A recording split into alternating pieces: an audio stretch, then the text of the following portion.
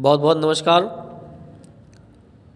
आपका ये dictation SSC steno के लिए रिकॉर्ड किया गया है, जो कि 80 शब्द प्रति मिनट की गति से होगा। इस डिक्टेशन में जो वर्ड यूज़ किए गए हैं उनका लेवल इजी टू मॉडरेट रखा गया है, और जैसा मैंने लास्ट अटेम्प्ट में इसके लिखा था उसी पे बेस्ड वर्ड्स को मैंने इस डिक्टेशन में पिक किया है। तो डिक्टेशन स्टार्ट करते हैं 3 सेकंड बाद। 1 2 3 स्टार्ट। जहाँ तक शिक्षा, भर्ती और प्रशिक्षण की बात है,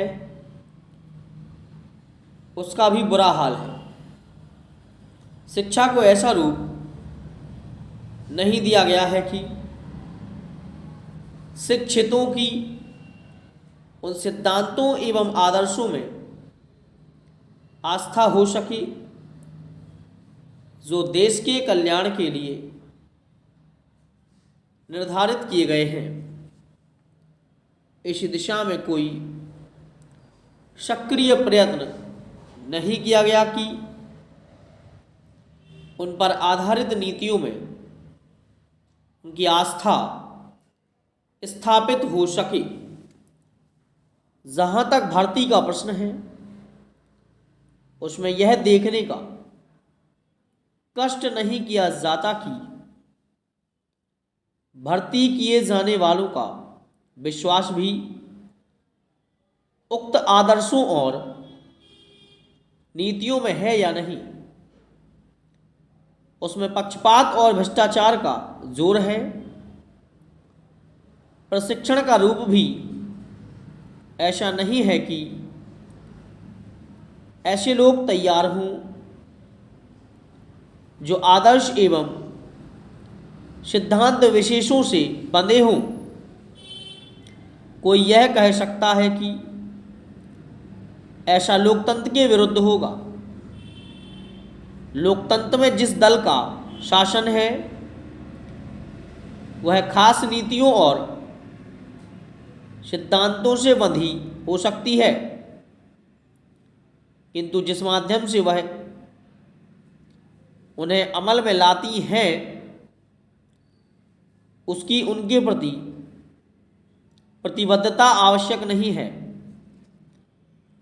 लोकतंत्र में शासक दल बदलते रहते हैं। यदि प्रशासक दल बदलते रहते हैं या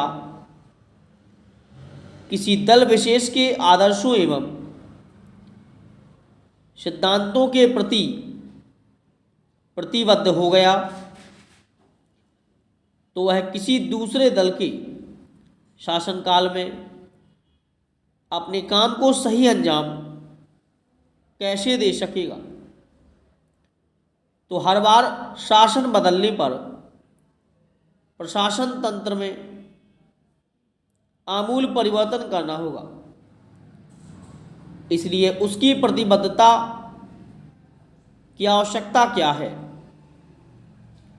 सरकारी नीतियों एवं आदर्शों के क्रियान्वयन के लिए मात्र माध्यम बने रहना ही उसके और देश के हित में है। किसी सीमा तक यह बात तर्कसंगत सी प्रतीत होती है, किंतु तर्क का विश्लेषण करने पर वह बिल्कुल बेजान पड़ जाता है। फिर यदि इस आधार पर चला जाए तो कोई भी प्रशासन अपनी नीतियों एवं सिद्धांतों पर अमल करवाकर देश की तस्वीर नहीं बदल सकता। वह तो तभी संभव है कि तस्वीर बदलने का काम जिन्हें करना है वे भी तस्वीर बदलने में आस्था रखें, उन सिद्धांतों एवं आदर्शों के प्रति प्रतिबद्ध हों जिन पर अमल करने से तस्वीर बदलती है। इसके लिए ज़रूरी यह है कि समाज में जिन आदर्शों को अच्छा समझा जाए उनके क्रियान्वयन के लिए लोग स्वेच्छा से आगे आएं और दिल से यह चाहें कि ऐसे सिद्धांत उनकी भलाई के लिए बनाए जा रहे हैं। ऐसा करने पर ही प्रत्येक को सामाजिक न्याय हासिल होगा और देश को वास्तविक रूप में कल्याणकारी कहा जा सकेगा। मान्यवर, मैं एक बात और कहना चाहता हूँ। आप देखें कि आज स्थिति यह है कि एक आदमी खेती भी करता है, वह आदमी वकालत भी करता है, वह आदमी व्यवसाय भी करता है और वह संसद का सदस्य भी बन सकता है। उसके लिए कोई पाबंदी नहीं है। लेकिन दूसरी तरफ 20 करोड़ लोग ऐसे हैं जो कि गरीबी की सीमा रेखा के नीचे रहते हैं, जिनको कोई रोजगार के अवसर उपलब्ध नहीं है और मजदूरी करके अपनी रोजी रोटी कमा पाते हैं। यदि हम इन दोनों स्थितियों की तुलना करें तो क्या संपत्ति के अधिकार को सुरक्षित रखते हुए हम इन गरीब लोगों को असहाय छोड़ दें, जो कि इस देश के असली नागरिक हैं? अगर हम उनको नहीं छोड़ना चाहते हैं तो हमको निश्चित करना पड़ेगा कि जब तक हर परिवार में एक व्यक्ति को रोजगार नहीं मिल जाता, तब तक इस बात का प्रतिबंध लगाया जाना चाहिए कि एक व्यक्ति एक ही व्यवसाय करेगा। सभी लोगों की न्यूनतम आवश्यकताएं पहले पूरी की जाए, तभी एक व्यक्ति को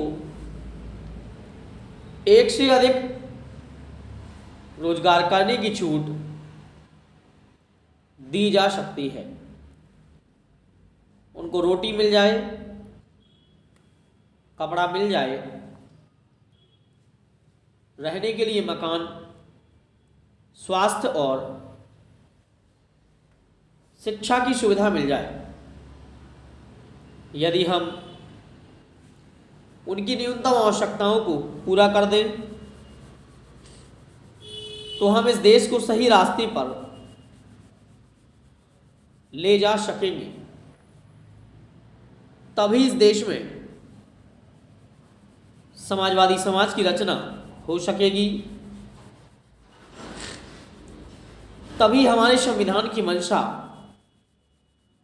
पूरी हो सकेगी। आज की जो अर्थव्यवस्था है उसमें पूंजीवाद का प्रभाव है। जिस आदमी के पास पैसा है, जिसके पास साधन है, उसको छूट है कि वह चाहे जितना पैसा कमाए, चाहे वह जितना पैसा खर्च करे, लेकिन जिनके पास श्रम है उनको अपने पैरों पर खड़ा होने के लिए सुविधाएं नहीं मिलती हैं। इस कारण हमारी कुछ सामाजिक विषमताएं भी हैं। आप चाहे शिक्षा का क्षेत्र लें, रोजगार का क्षेत्र लें, हर कहीं एक संपन्न वर्ग बन गया है जिनके बच्चे शिक्षा पाते हैं, अच्छा रोजगार पाते हैं, अच्छे अच्छे पदों पर वे कब्जा कर लेते हैं, लाखों रुपए दान देकर डॉक्टरी या इंजीनियरिंग पढ़ते हैं। इसलिए संपत्ति के अधिकार को मौलिक अधिकारों में से हटाना पड़ेगा। लेकिन मेरे कहने का यह मतलब भी नहीं कि हम संपत्ति के अधिकार को पूरी तरह से खत्म कर देना चाहते हैं।